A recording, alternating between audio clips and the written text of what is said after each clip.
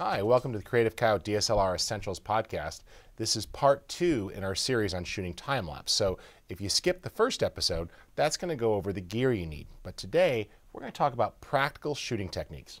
Yeah, so when it comes to time-lapse, there's not unlike other shooting situations, but it does also present some some unique challenges that you'll have to face when you're going out to try to shoot time-lapse. Yeah, I mean, the thing here is that you're essentially shooting a bunch of stills. Yep.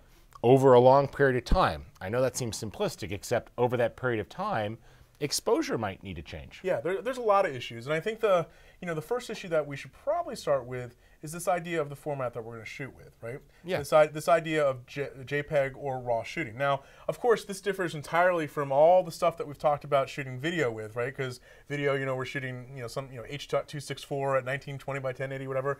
We're talking about shooting stills, and when we're shooting stills with these cameras, at megapixel gloriness. Megapixel gloriness, and when we're shooting stills, we have the option of shooting RAW or shooting JPEG. And now each has their benefits, each has their downsides, but let's start with RAW. Why would I maybe want to shoot RAW for a time-lapse? Well, you have 3 options, RAW plus JPEG, RAW or JPEG, and some maybe even TIFF, but that's kind of overkill. Right. So RAW has the great flexibility that you could do more with it in post-production, to compensate for exposure issues. It captures a wider range of exposure. Now I'm worried that I go out and shoot an all-day time-lapse, I have 1,000 RAW photos. That sounds pretty daunting to me to have to correct 1,000 photos and tweak those RAW photos. Does it work that way, or can we? Well, you could batch process. Okay. Yep. And you could also, in After Effects, keyframe a process, but loading that many RAW files is really beefy. Yep. So we'll cover that post workflow in our next episode, but Yep. you tend to do a batch or you tend to do a keyframed exposure. If you get it mostly right, most people are going to choose to shoot JPEG. Yep. Which is, what it looks like is what you have, but you just don't have that latitude. So, if you ever wished you had more latitude when color correcting video, you're going to love RAW. Right. But, if you're used to shooting properly exposed video, you can get by shooting JPEG and fit a lot more on the memory card, easily 10, 12 times more. I sort of, switch between the concerns. Now, the other consideration with RAW is that because the files are so big, you need a really fast card to transfer that, or else the camera can lock up. Especially if you're taking, shots in fast succession of each other. If you're doing a really quick time lapse and you're going bam, bam, bam, bam, bam. Yeah, every second. That buffer can fill up. Absolutely. But if, let's say, you were doing something like shooting time lapse, where it was 1 shot a minute, or 1 shot every 10 seconds, then RAW is not going to be that much of an issue. You look at the camera's burst speed, and that's going to tell you, how much memory's in there to help cache those files. And like a lot of other things in life, bigger and faster is always better. Yeah, comes in handy. Race cars, all that works. So, it's really sort of a choice. You could do RAW plus JPEG, but then you really need fast. And a lot of people don't realize that they can actually, with a utility, reach in and pull the JPEG file right out of the RAW. So you've decided what file format you're going to shoot. For most people, I think it's probably JPEG, but if you want to try to get a little more out of it, shooting RAW is good.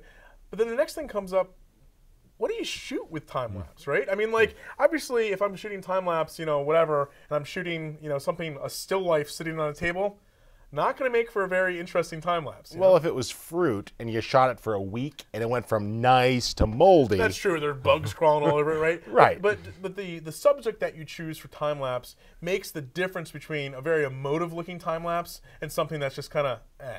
Well, shooting at 12 in the afternoon versus a sunrise at 5:30 in the morning, it just makes wonderfully better. So obviously, sunrise, sunset, those work great. Things with lots of motion. Yeah, if there's good cloud cover, it doesn't have to be a huge windy day, but a gentle windy day with the clouds floating through, you could see this, traffic patterns, people moving. You need some sort of movement or change that you are going to accelerate the pace of that. Yeah, absolutely. And I find things like cityscapes, cars going by, even we've been getting a lot of snow here, and I've been doing on the back deck, just filming the snow going, going right up on the railing there. That's kind of fun as well. But subject is important, and I think finding things with motion, finding things that have interest, just like any other sort of visual composition, does make a big difference. Yeah, and so that's going to work for you, and you figure out what you want to shoot. Yep. The next thing you sort of have to figure out is how you're going to expose that scene, and it gets a little tricky. Now, there's an app that I like to use to sort of figure out the time of day of shooting.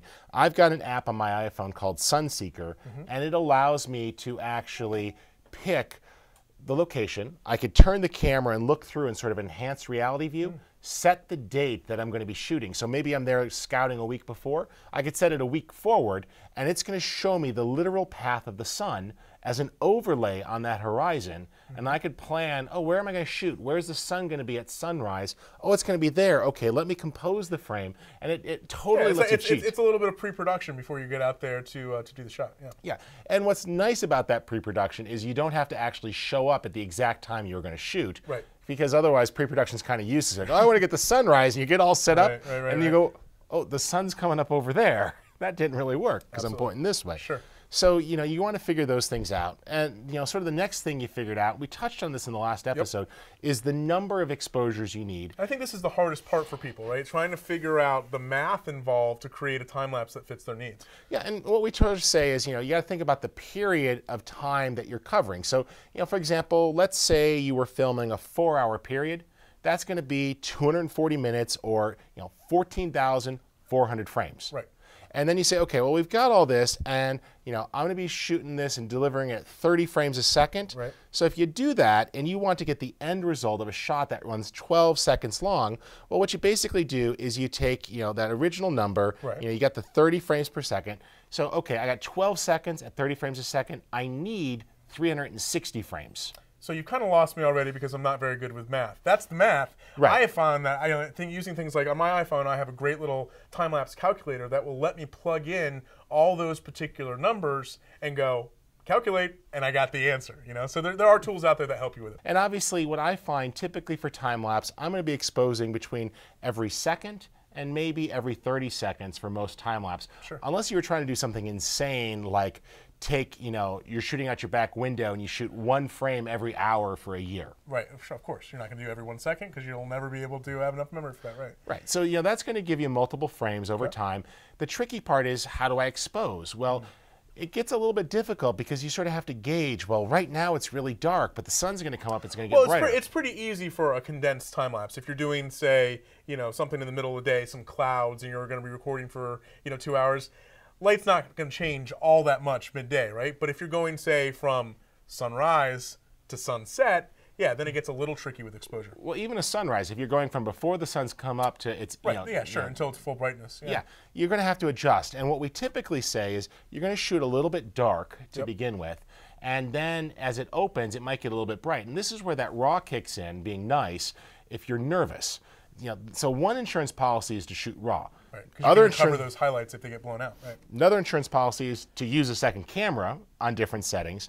And ultimately, what you sort of have to do is find the happy middle and remember that in post, you can color correct using filters. So when we assemble these in After Effects, we can keyframe an exposure adjustment or a levels adjustment over time to help compensate. Absolutely. Now, you know, one of the things I notice about time lapses as well, sometimes you watch them and everything kind of like pops on the frame and it's kind of like it has a staccato rhythm to it. Then other times you watch time lapse, I think of when one's like, you know, like streaking lights going through like the city, traffic, like traffic, and everything's nice and blurry and kind of melts together. What's that all about? How do we get those different effects? Well, that's caused by the speed of the shutter. So the longer the shutter is open, the more of that streak you get. You know, versus a really short shutter. Now, obviously, in low light situations, we sometimes have to use a longer shutter to get a proper exposure and let more light in, which is why if you see something moving fast, you know, it streaks. So if you're taking pictures at night, you know, if you're not using a flash, people have to sort of hold still. Well, if you want that streaking effect like the headlights, then, you know, you're going to use a slower shutter.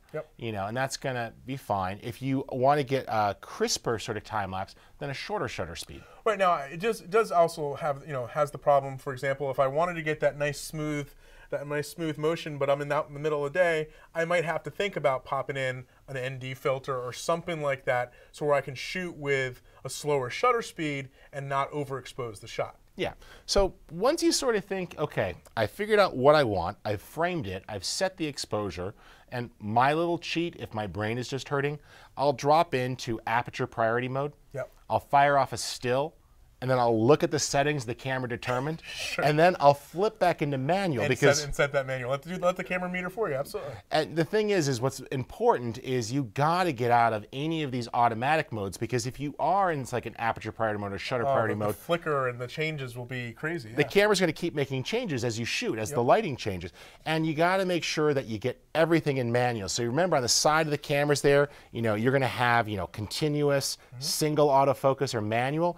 Flip that to manual. Make sure that the lens itself. Right. Just put this guy right into manual right here on top of the 7D. Yep. Manual for the lens, manual for the camera. And if you're using a lens that has image stabilization, you're on a tripod. Yeah. Turn it off. Yeah, because you can get a little wobble going on there for sure. Yeah, so that those are some of the basic rules, I think. And as you explore this more, obviously the sky is sort of the limit, a little beyond the scope of this particular episode. And the sky is often the subject. That's true.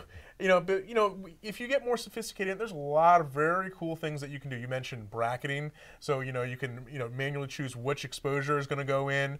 There's things like putting them on motorized sliders, so you can have a nice smooth movement that's also calculated, much like an intervalometer, how often it's going to move. So it can get pretty sophisticated. But to wrap it up, choosing which file format you're going to shoot first, RAW or JPEG. Obviously, RAW is going to give a little more latitude, but maybe a little bit more work on the post side of things.